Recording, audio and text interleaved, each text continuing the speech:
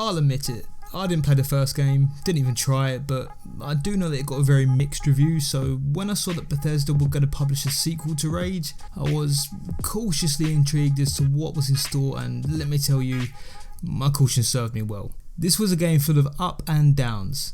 Yes, I said up and downs, not ups and downs, because it probably had one good point and many bad points. You can probably tell the direction this review is going in, but hey, stick around because I need views and stuff. Welcome to a really bad review of Rage 2. Let's start with the story, shall we? What a load of crap! The start of the game is alright, it suits me. Oh, wait. What was I saying? Oh yeah. Because I have the attention span of a puppy and anything that takes too long to draw me in might as well write its own obituary, the opening to Rage 2 suits me down to the ground.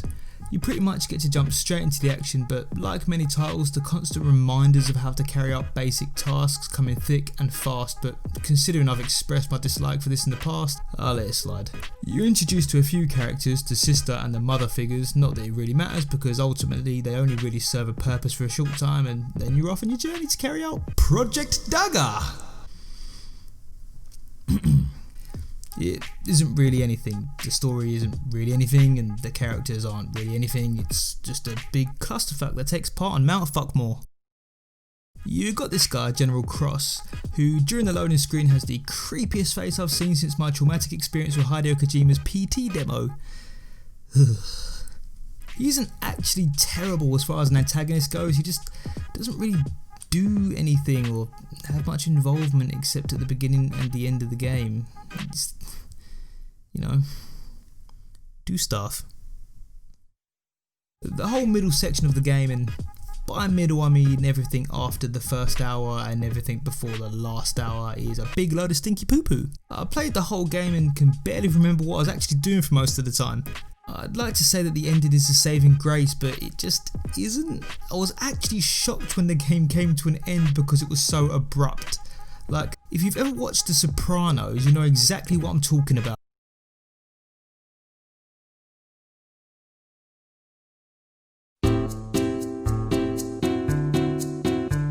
So once you actually get past the 23 gig out of the box update, seriously, can't developers just release functional games anymore?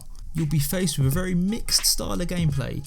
To begin with, if you're playing this on console, the controls by default are more sensitive than your girlfriend after watching The Notebook, so you've got to turn that shit down ASAP Rocky. Then you get to kick ass and chew gum, except the gum is juicy fruit, so it's really good for about 2 minutes and then it's just a lot of the same, but you'll continue coming back for that super satisfying 2 minutes of flavour. On a serious note, the gameplay in terms of combat is actually decent. It's fun, satisfying and offers a bit more variety than your everyday FPS game, with skill options such as the superhero-esque ground smash or the Luke I am your father force push, stuff like that. But the negative here is that the best parts are when you're bombarded with enemies and have to mow them down more than your parents' grass in summer because you're unemployed and you have to pull your weight. But even though there's quite a few occasions you can do this, it just isn't enough. The game is called Rage. It would have been more entertaining if the over-the-top deaths and hordes of enemies were a constant feature in the game, but they just aren't. There's too much boring downtime. Speaking of boring downtime, nope. This was awful. The open world map was awful. It was just awful. I know it's meant to be a wasteland setting, but it's so boring and uninspired, and the vehicle controls about as well as a fat person rolling down a hill. It's fun where you're going fast, but you know it doesn't end well. There's tons of missions that are completely uninteresting, with perhaps the exception of less than a handful, and also the tower thingies, I forget what they're called, sentries. I'm pretty sure they're called sentries, but yeah.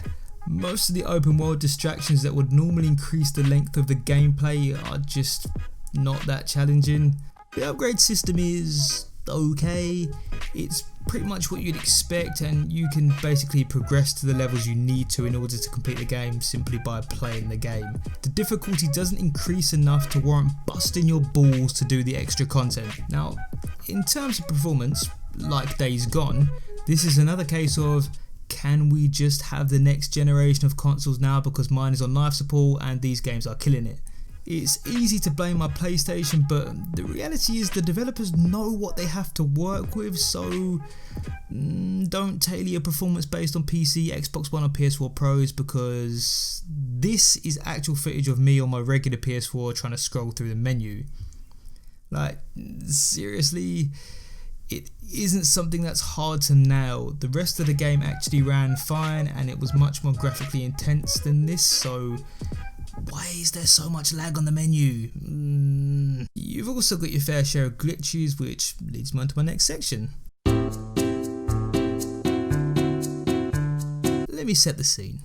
Imagine sitting in a beautiful park, it's warm and you're looking over a completely still lake as the sun sets, but the whole time there's a vague smell of dog shit and it kind of ruins your experience. That's Rage 2! It looks nice for the most part, you know. The graphics are solid without being anything to write home about, but at the same time there's always that lingering sense that something's going to ruin it all, and it comes in the form of glitches. There were so many times when my heads up display just didn't load. So I had no idea what was going on, how many bullets I had or what my health was saying, and it doesn't stop there. I had minor nitpicks like this, which, you know, a lot of games do this, so nah. But then there were moments like this, and this, and then this. Why has this happened here? For some reason, the physics in this game decided to slingshot me into the stratosphere. That was the logical conclusion to me driving over a bump, apparently. Oh yeah, that reminds me.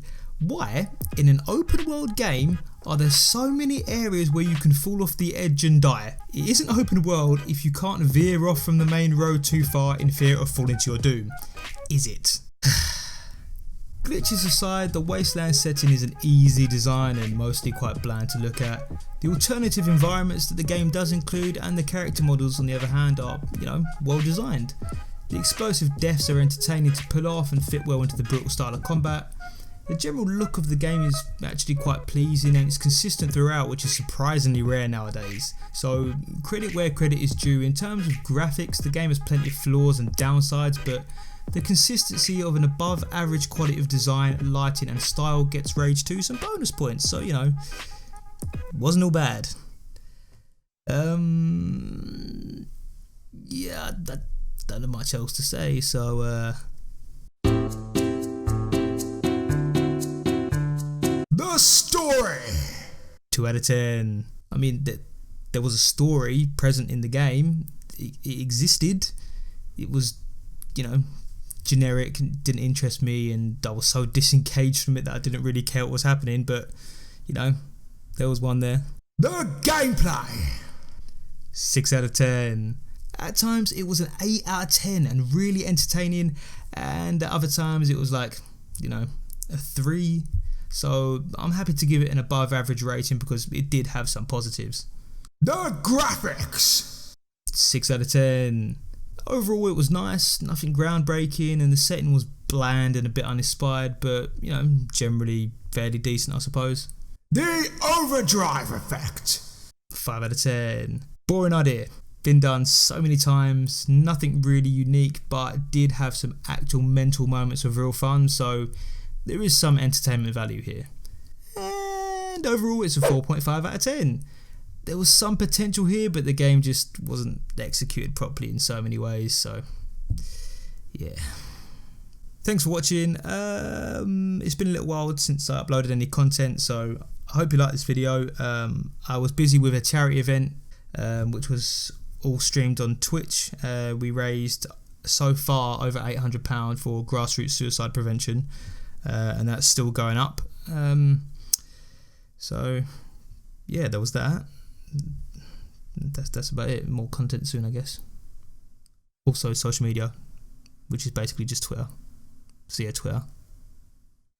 You can follow me here. And yeah, it's in the video, I guess. Thanks.